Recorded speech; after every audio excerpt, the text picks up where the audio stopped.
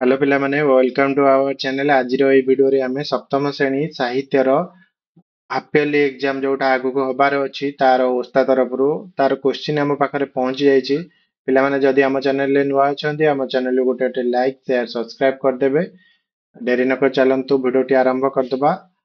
प्रथम कोन अछि प्रथम अछि अनुच्छेद को पढिबो पढी की तार आंसर लिखिया पई कहिछि। प्रत्येक क्वेश्चन आंसर रहइबो 1 मार्क रहइबो। ଦେଖ ଅନୁଚ୍ଛେଦଟି ଅଛି 1 ରୁ 5 ନମ୍ବର ଆମକୁ କରିବା ପାଇଁ ପଡିବ। ଏ ଅନୁଚ୍ଛେଦଟି ପଢିଦବ ପୁରା ଭଲସେ। ଯେତେବେଳେ ଅନୁଚ୍ଛେଦ ପଢୁଛି ଗୋଟେ ରାଉଣ୍ଡ ଗୋଟେ ପଢିଦବ, ତାପରେ ଆନ୍ସର କରିବ। ମୁଁ ଏଠି ଆନ୍ସର କରିଦେଇଛି। ତାଳ ଗଛ କେତେବେଳେ ଭାଙ୍ଗି ପଡିଲା? ତାଳ ଗଛ କେତେବେଳେ ଭାଙ୍ଗି ପଡିଲା? ଆନ୍ସରଟା ହବ ଗ ହେଲା, ଝଡ ତୋଫାନରେ। 2 ନମ୍ବର ହବ ମୁର୍ମୂଷୁ ଅବସ୍ଥାରେ ତାଳ ଗଛ କଣ କରିବା ପାଇଁ କହିଲା? ତାଳଗଛ କଣ କରିଥିଲା? ଆନ୍ସର ହବ ଘ ହବ କ୍ଷମା କରିବାକୁ। 3 ନମ୍ବର ଅଛି ତାଳଗଛ ନିଜକୁ ବଳଶାଳୀ ବୋଲି କାହିଁକି ଭାବୁଥିଲା? କଣ ପାଇଁ ଭାବୁଥିଲା? ଉତ୍ତର ଲେଖିବା ତାଳଗଛ ଆକାଶ ଛୁଆଁ ହୋଇଥିବାରୁ ନିଜକୁ ବଳଶାଳୀ ବୋଲି ଭାବୁଥିଲା। ଏଇଠି ଉତ୍ତରରେ ଲେଖିଦବା। 4 ନମ୍ବର କଣ ଅଛି? ନିଜର ଭୁଲକୁ ତାଳଗଛ କେତେବେଳେ ବୁଝିପାରିଲା? ନିଜର ଭୁଲକୁ କେତେବେଳେ ବୁଝିପାରିଲା? ଯେତେବେଳେ ଝଡ଼ ତୋଫାନ ତାଳଗଛ ଭୂମିରେ ଲୋଟି ଯିବା ପରେ ନିଜର ଭୁଲ ବୁଝିପାରିଲା। ପରେ 4 ନମ୍ବର ଲେଖିବେ। 5 ନମ୍ବର ଏହି ଅନୁଚ୍ଛେଦରୁ ଆମେ କି ଶିକ୍ଷା ପାଇଛୁ?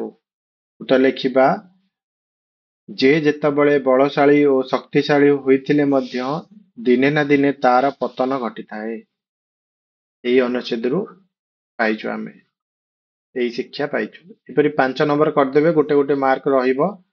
ତାପରେ ଦେଖିବା। ତାପରେ ନେକ୍ସଟ ଅଛି ନିମ୍ନରେ ଦିଆଯାଇଥିବା କବିତାଟି ପଢି ଲିଖିତ 6 ନମ୍ବର ଠାରୁ 8 ନମ୍ବର ପର୍ଯ୍ୟନ୍ତ ପ୍ରଶ୍ନଗୁଡ଼ିକର ଉତ୍ତର ଲେଖ।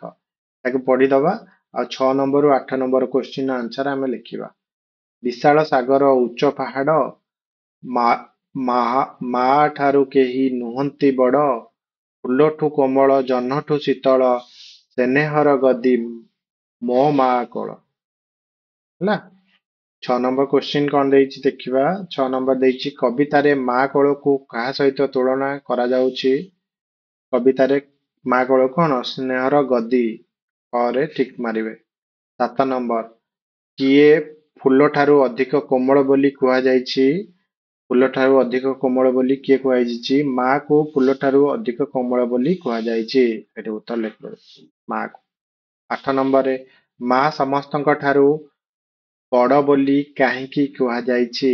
ଉତ୍ତର ଲେଖିବା ମାର ହୃଦୟ ସମୁଦ୍ର ଭଳି ବିଶାଳ, ପାହାଡ ଭଳି ଉଚ୍ଚ, ଫୁଲଠାରୁ କୋମଳ ଓ ଜହ୍ନଠାରୁ ଶୀତଳ ହୋଇଥିବା ଯୋଗୁଁ ମା ସମସ୍ତଙ୍କ ଠାରୁ ବଡ ବୋଲି କୁହାଯାଇଛି। 8 ନମ୍ବର ଏଇଟା ଉତ୍ତର ଲେଖିବେ।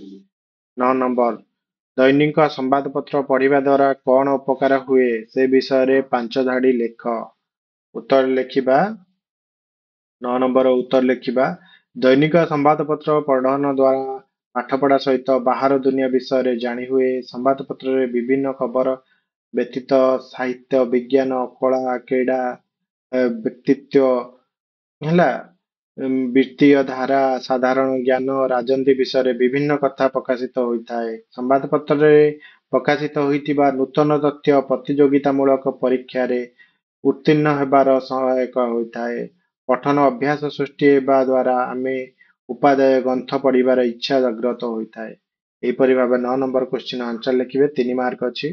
କିମ୍ବାରେ ଅଛି ବ୍ୟାୟାମର ଉପକାରିତା ସମ୍ବନ୍ଧରେ ସାଙ୍ଗକୁ କଣ କହିବ? 5 ଧାଡିରେ ଲେଖ। କିମ୍ବା ଏଟା କରିବ। 10 ନମ୍ବର କଣ ଅଛି? ପଦ୍ୟାଂଶଟି ବୁଝି ଅନୁରୂପ ପଦଟିଏ ରଚନା କର।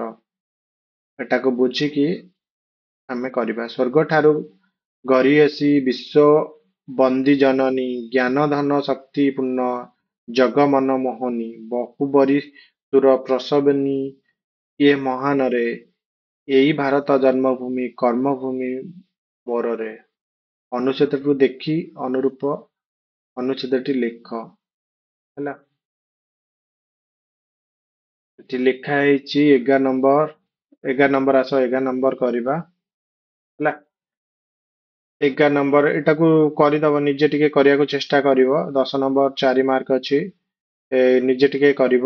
11 ନମ୍ବର ଏଟାକୁ ପଢିକି ଆମେ ଆନ୍ସରଟା କରିବା। 11 ନମ୍ବର କଣ ଅଛି? ତୁ ତୁ ତୁ ତୁ ବିନାଶନେ ଏକଇ ବୁଦ୍ଧ କାଳେ ନନ୍ଦନ ଉଦ୍ଧତାପ ହରିଚନ୍ଦନ ମୋହର। 1 ନମ୍ବର ଆନ୍ସର କଣ ହବ?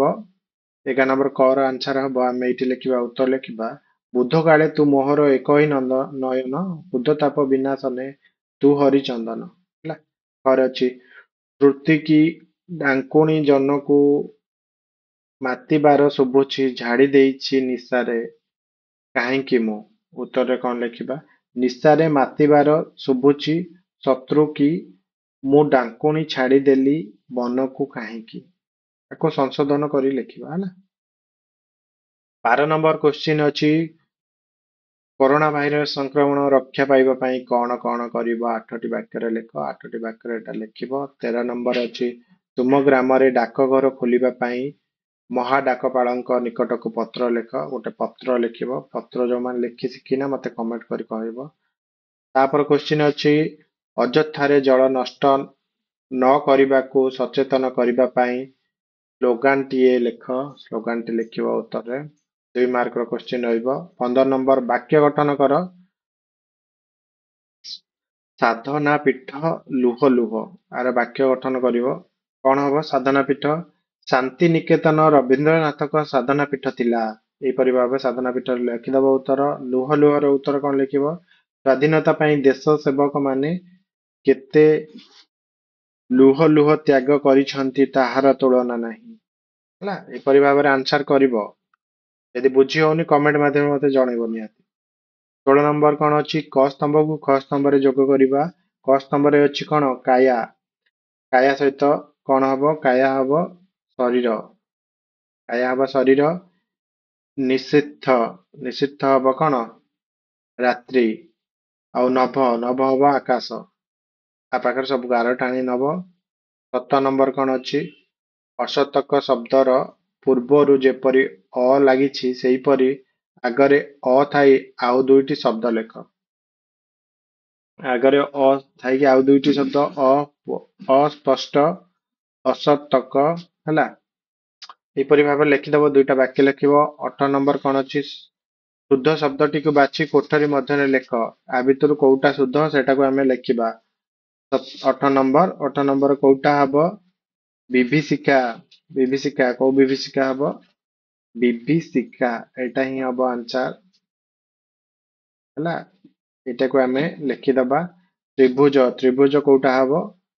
ତ୍ରିଭୁଜ ହବ, ଏଇଟା ହବ ତ୍ରିଭୁଜ। ଏଟାକୁ ଲେଖିଦବା।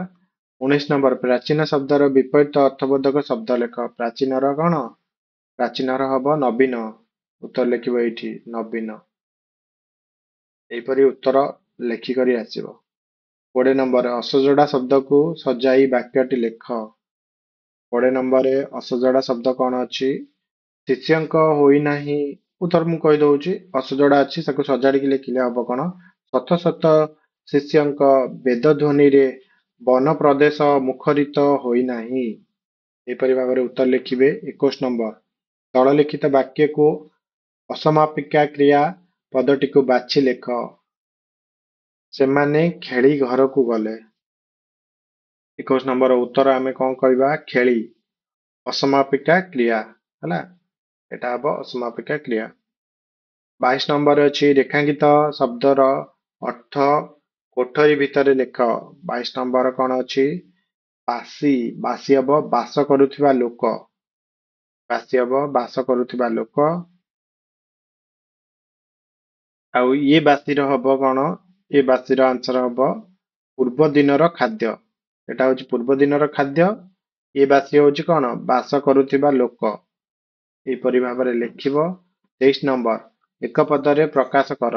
ଏକ ପଦରେ ଶ୍ରଦ୍ଧା ଅଛି ଯାହାର, ଶ୍ରଦ୍ଧାଳୁ। ଲେଖିବ ପିଲାମାନେ, ଶ୍ରଦ୍ଧାଳୁ। ତାପରେ ପାଦରେ ଚାଲି ଚାଲି ଯାଉଥିବା ସୈନ୍ୟ। ପାଦରେ ଚାଲି ଚାଲି ଯାଉଥିବା ସୈନ୍ୟ। ତାପ ପଦାତିକ ସୈନ୍ୟ। ହେଲା, ଏପରି ଲେଖିବ ପଦାତିକ। ପଦାତିକ ସୈନ୍ୟ। ଏପରି ଲେଖିବ। 24 ନମ୍ବର ଅଛି ତଳେ ଲିଖିତ ରୂଢିଟିକୁ ବୁଝି ବାକ୍ୟରେ ବ୍ୟବହାର କର। ତେଲିଆ ମୁଣ୍ଡରେ ତେଲ। ତେଲିଆ ମୁଣ୍ଡରେ ତେଲ କଣ ହବ? ତାଙ୍କର ଏଇଟା କଣ? ତେଲିଆ ମୁଣ୍ଡରେ ତେଲ ହବ ସୁବିଧା ଭୋଗ କରୁଥିବା ଲୋକଙ୍କୁ ଅଧିକ ସୁବିଧା ମିଳିବ।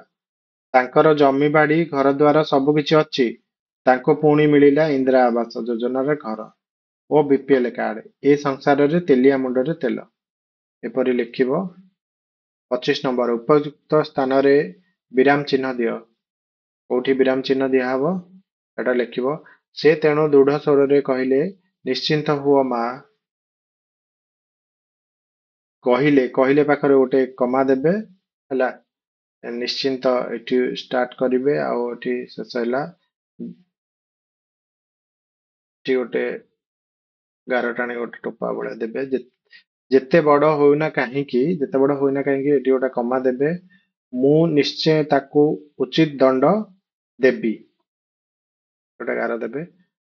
କୁହ କିଏ ସେଇ ଅପରାଧୀ? ଏଠି କ୍ୱେଶ୍ଚିନ୍ ମାର୍କ ଦେବେ ହେଲା। ଏପରି ଭାବରେ କରିଦେବେ। 25 ନମ୍ବର। ଯଦି ବୁଝି ହଉନି ଆପଣ ମୋ କମେଣ୍ଟ ମାଧ୍ୟମରେ ମତେ ଜଣେଇବେ। ଆଉ ଯଦି ନୂଆ ଅଛନ୍ତି ଆମ ଚ୍ୟାନେଲକୁ ଗୋଟେ ସବସ୍କ୍ରାଇବ କରିଦେବେ। ଏପରି ଭିଡିଓ ଆପଣଙ୍କ ପାଖରେ ସର୍ବପ୍ରଥମ ପହଞ୍ଚିବ। ଧନ୍ୟବାଦ।